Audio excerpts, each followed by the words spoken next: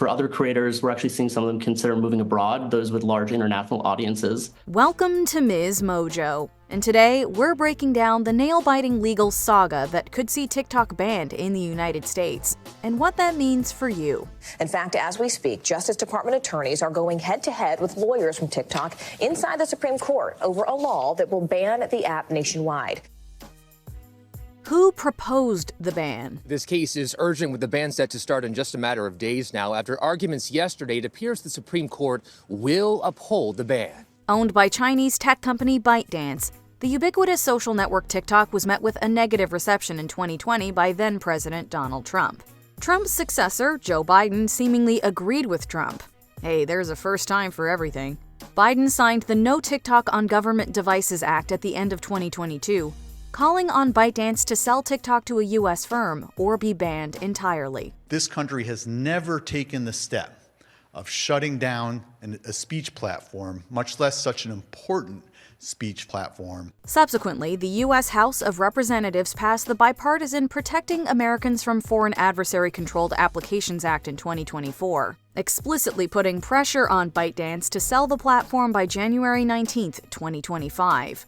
Curiously, Trump has since reversed his position, asking the Department of Justice for more time to negotiate a political solution before he retakes office. So are we supposed to ignore the fact that the ultimate parent is in fact subject to doing intelligence work for the Chinese government? Data privacy concerns. It is not just about, potentially manipulating content as the hypo contemplated, but about a foreign adversary actually using the information that users provide to the platform in order to engage in kind of covert operations, potentially recruitment and espionage. So why is the U.S. government so worried about an app that most of us use for watching cat videos?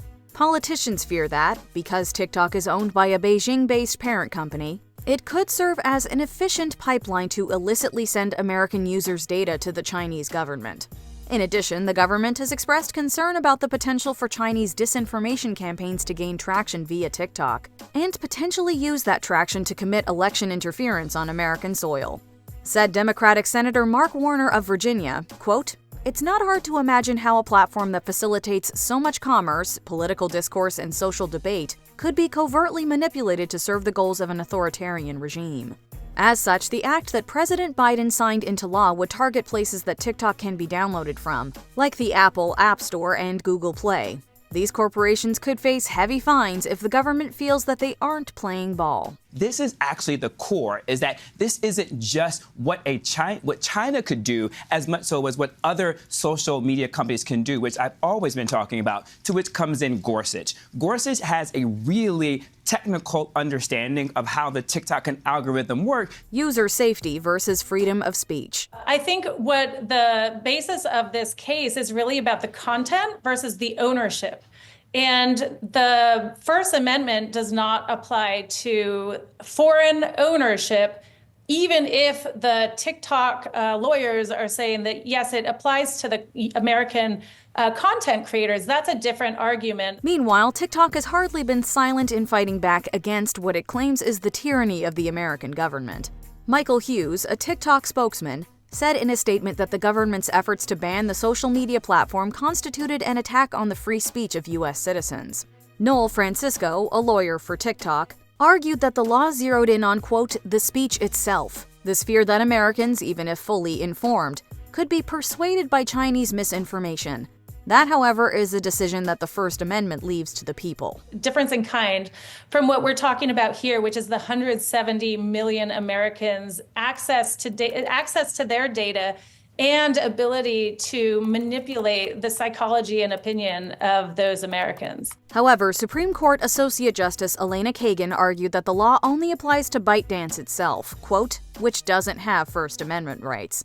Francisco warned that, if the ban is allowed to go through, quote, the government really could come in and say, I'm going to shut down TikTok because it's too pro-Republican or too pro-Democrat, or won't disseminate the speech I want. And that would get no First Amendment scrutiny by anybody. is this something that actually implicates speech and forcing a parent company or a U.S. subsidiary to divest from a parent company? Or is that a secondary effect? And that's going to have a much broader impact in the future if we see this come up as it relates to other apps. What will happen on January 20th? It comes down to various ISPs or data storage providers.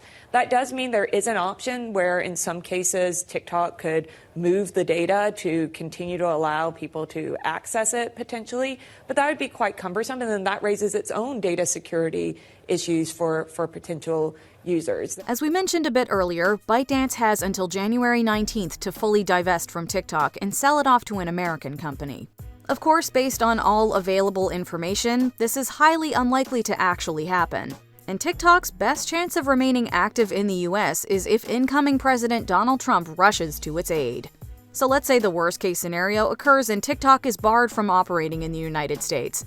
There are a few possibilities as to what happens next. What this means if on January 20th they wake up and the law has gone into effect. But this does impact the American companies just like it impacts the American users. And I think we have to pay serious attention to what that means as well. Like we said, the specific wording of the act banning TikTok would require that the app be removed from digital marketplaces, meaning that new users would be unable to download it. Well, what about everybody who already has it? While it seems unlikely that the app would simply go dark at midnight on the 20th, like what happened when India banned it in 2020, TikTok would likely become buggy, glitchy, and just generally difficult to use. As you still have the app, you're still getting that content on there, but over time, maybe a couple months, I'm told by that ex-TikTok employee, it kind of becomes defunct because it's no longer getting those updates from its parent company. And these tech apps are updating all the time. You're always getting offers. Hey, do you want to update this app? You would no longer have that option. However, if you do not have TikTok at all on your phone, you would now no longer be able to download it at all. What are the influencers to do? Of course, as with any hot-button issue, there are multiple sides to the to ban or not to ban conversation. But there's also a combined case that involves TikTok users, the millions of Americans who have chosen this to be their preferred platform for content creation. And could the Supreme Court rule on how the government impacts those users' choice of venue? On one hand, parents of children and teenagers have expressed support for the ban, citing their concerns about the types of content that young people are exposed to, as well as the negative effects of overuse. On the other hand, it's important to remember that we're in a new age of uncharted digital territory. Being a digital creator is a serious business. Many people are earning very significant levels of income. I think that if you were really to analyze the current entertainment landscape, digital creators really match up to if you were to add musicians and actors and athletes into one bucket. And so, TikTok really created a new arena for many people to enter and gain a following. There are people who've been able to use TikTok as a career starter.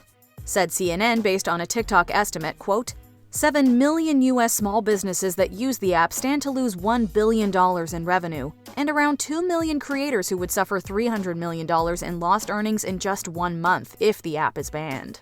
Creator Eli Rollo voiced her worries about what would happen if TikTok went away, saying that, quote, I think we would see an uptick in deals on Instagram, but the TikTok money is definitely the bulk of my income. I know there are folks out there that earn a living, on TikTok, but it has a national security risk to it. One is the data, one of the risks. The thing that I'm more concerned about is their ability to manipulate the population of the United States, especially in time of a conflict.